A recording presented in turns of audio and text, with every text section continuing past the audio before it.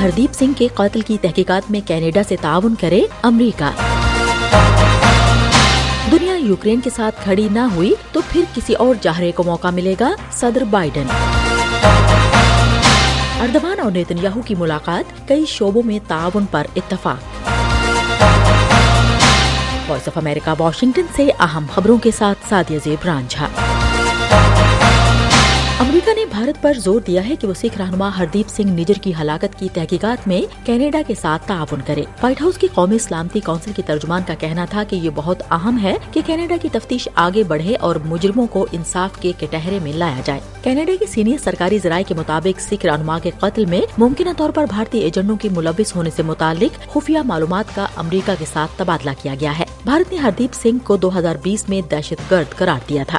Canadian وزیراعظم نے صحافیوں کو بتایا کہ بین الاقوامی قانون کے تحت ہردیپ سنگھ قتل کیس کے دور رس نتائج ہیں۔ انہوں نے بھارتی حکومت پر زور دیا کہ وہ معاملے کو سنجیدگی سے لے اور تحقیقات میں کینیڈا کی مدد کرے۔ بھارت نے فوری طور پر ٹروڈو کے اس دعوے کو مضحکہ خیز قرار دیتے ہوئے مسترد کیا ہے۔ ہم وائس آف امریکہ واشنگٹن سے آپ سے مخاطب ہیں۔ اقوام متحدہ کی جنرل اسمبلی کے 78ویں اجلاس سے خطاب کرتے ہوئے صدر بائیڈن نے کہا کہ روس کا خیال ہے کہ دنیا تھک جائے گی اور اسے نتائج کا سامنا کیے بغیر یوکرین پر ظلم کی اجازت دے گی۔ We face a moment of great upheaval, a moment where basic principles like sovereignty. ان کا کہنا تھا کہ اگر ہم آج یوکرین کو ہاتھ سے نکلنے دیں گے تو کسی اور ملک کی آزادی محفوظ نہیں رہے گی۔ ہمیں آج اس کھلی جارحیت کے خلاف کھڑے ہونا ہوگا۔ یہی وجہ ہے کہ امریکہ دنیا بھر میں اپنے اتحادیوں اور شراکت داروں کے ساتھ مل کر یوکرین کے بہادر عوام کے ساتھ کھڑا رہے گا، کیونکہ وہ اپنی خود مختاری، علاقائی سالمیت اور اپنی آزادی کا دفاع کر رہے ہیں۔ صدر بائیڈن کا کہنا تھا کہ چین کے معاملے پر ہم ذمہ دارانہ مسابقت چاہتے ہیں، لہٰذا چین اس مسابقت کو تنازع میں تبدیل نہ کرے۔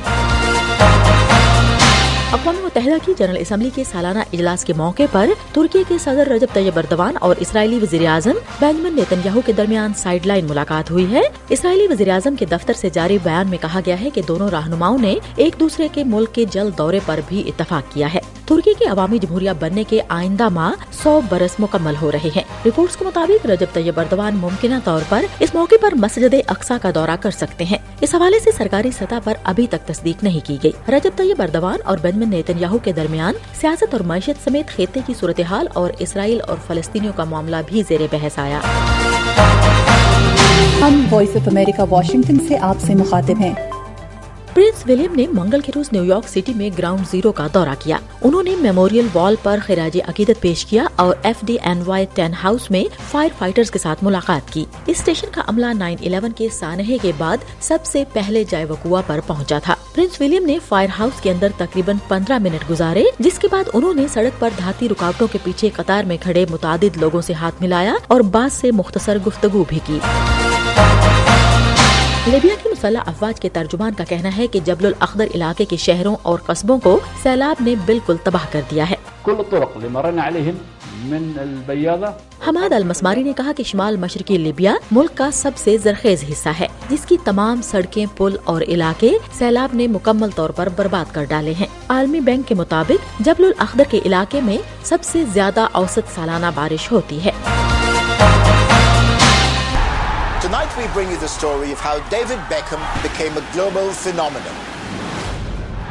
David Beckham, unstoppable. اور نیٹ فلکس پر جلد ہی ریلیز ہونے والی ڈاکیومنٹری سیریز ڈیوڈ بیکہم کی زندگی کا احاطہ کرتی ہے۔ 4 اکتوبر کو ریلیز ہونے والی 4 حصوں پر مشتمل یہ سیریز فٹ بال سٹار کے کیریئر کے ابتدائی دنوں اور سٹارڈم کے عروج کے بعد کی کہانی بیان کرتی ہے۔ اس میں بیکہم کی ذاتی زندگی کو بھی دکھایا گیا ہے، جس میں وہ اپنی اہلیہ وکٹوریا بیکہم، 4 بچوں اور کھیل کے درمیان توازن پیدا کرنے کی کوشش کرتے نظر آتے ہیں۔ آسکر جیتنے والے فشر سٹیونز اس سیریز کے ہدایت کار ہیں اور نیٹ فلکس کا کہنا ہے کہ انہیں بیکہم، ان کے خاندان اور دوستوں تک مکمل رسائی دی گئی۔ ہم وائس آف امریکہ واشنگٹن سے آپ سے مخاطب ہیں۔ اس کے ساتھ ہی اہم خبروں کا یہ بلیٹن اب ختم ہوتا ہے۔ سعدیہ زیب رانجھا اور ایڈیٹر بہجت جیلانی کو اجازت دیجیے۔